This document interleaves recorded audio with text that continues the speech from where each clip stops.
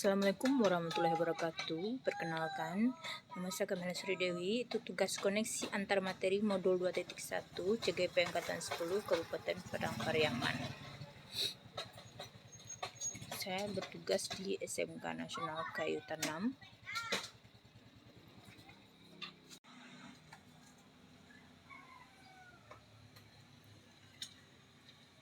Perkenalkan, Bapak Novik Afriko SPDMM sebagai fasilitator saya, kemudian Bu Yeni Kawarti pengajar praktek saya, kemudian saya sendiri Kamila Sari Dewi CGP Angkatan 10 dari SMK Nasional Kayu Tanam Kabupaten Padang Pariaman. Pada koneksi antar materi modul 2.3 ini yang akan saya angkat yaitu tentang pendidikan adalah upaya untuk memajukan bertumbuhnya pendidikan budi pekerti, kekuatan batin dan karakter, pikiran serta tubuh anak itu menurut Ki Hajar Dewantara. Karena pendidikan ini berdasarkan kodrat alam dan kodrat zaman. Selanjutnya,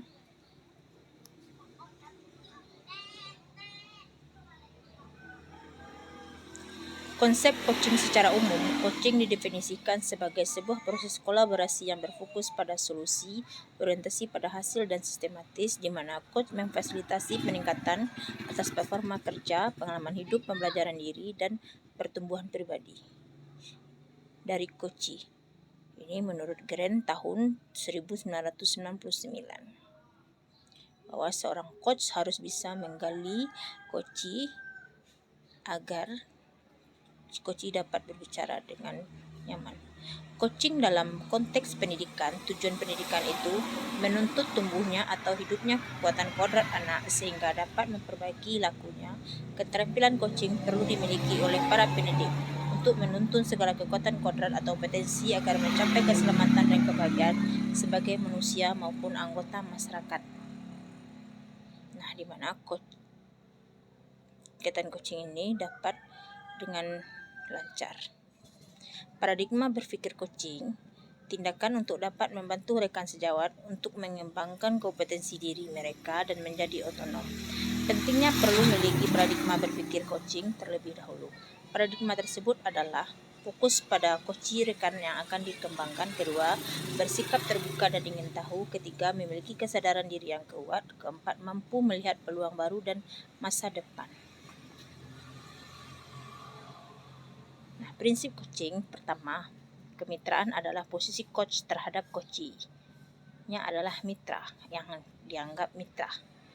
Kedua, proses kreatif. Ini proses kreatif yang bisa dimiliki seorang coach, di mana seorang coach bisa menggali potensi seorang coachee agar merasa nyaman dalam berbicara dan mengeluarkan unek-unek yang ada di kepalanya. Kemudian ketiga, memaksimalkan potensi seorang coachee. Di sini coach dapat membantunya. Nah, kompetensi inti coaching ini itu mengajukan pertanyaan yang berbobot sehingga si coachee dapat merasa lebih nyaman untuk mendengarkan, untuk berbicara keluh kesahnya kepada si coach. Kemudian mendengarkan aktif yang dilakukan oleh seorang coach. Kemudian presence atau kehadiran penuh, di mana seorang coach harus bisa kehadiran penuh terhadap si coachee. Nah, berarti air mengalir dari hulu ke hilir. Jika kita ibaratkan murid kita adalah air, maka biarlah ia merdeka mengalir lepas hingga ke hilir potensinya. Sebagai seorang coach, salah satu peran terpenting adalah membantu si coachee sehingga coachee dapat berbicara dan leluasa seperti air mengalir atau tirta, dengan alur tirta. Nah, tirta ini terdiri dari pertama tujuan yang hendak harus disampaikan kepada si coach, kemudian identifikasi, itu identifikasi masalah yang dihadapi oleh si coachee. Kemudian rencana aksi apa yang akan dilakukan oleh si coachee terhadap permasalahan yang dihadapinya. Kemudian tanggung jawab terhadap permasalahan yang dihadapi oleh si coaching. Nah, pemikiran reflektif terkait pengalaman belajar, emosi yang dirasakan adalah termotivasi untuk lebih giat belajar, mendapatkan pemahaman yang lebih baik tentang coaching untuk supervisi akademis, dan semakin banyak coaching melakukan praktik coaching, maka akan semakin terasa kemampuan kita sebagai coach untuk hadir penuh atau present, mendengarkan aktif dan mengajukan pertanyaan berbobot. Terhadap tantangan untuk menetapkan praktik coaching ini secara berkelanjutan, murid-murid dan rekan sejawat agar mendapatkan terampilan coaching untuk supervisi akademik. Hal ini sudah baik. Nah, keterkaitan materi modul 2.1 tentang pembelajaran berdiferensiasi dan modul 2 tentang pembelajaran sosial emosional atau PSE yang dihubungkan dengan materi coaching, maka pembelajaran berdiferensiasi di mana guru harus berusaha untuk semaksimal mungkin untuk memenuhi kebutuhan belajar siswa yang terdiri dari kesiapan belajar, minat belajar, dan profil belajar siswa. Untuk memetakan kebutuhan individu siswa tersebut, dan guru bisa berperan sebagai coach dan melakukan proses coaching selama siswa sebagai coaching tersebut mampu mengoptimalkan.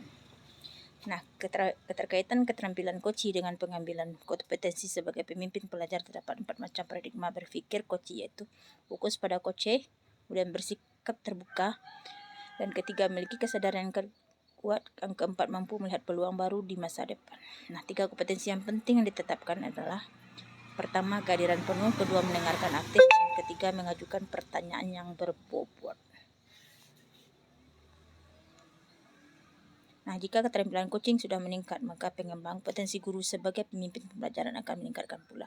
Percakapan coaching membantu para guru berpikir lebih dalam atau metakognisi dalam menggali potensi yang ada pada diri dan komunitas sekolah, sekaligus memberikan motivasi internal sebagai individu pembelajar yang berkelanjutan, yang mewujudkan dalam buah pikir dan aksi nyata demi tercapainya kualitas pembelajaran yang berpikir pada murid.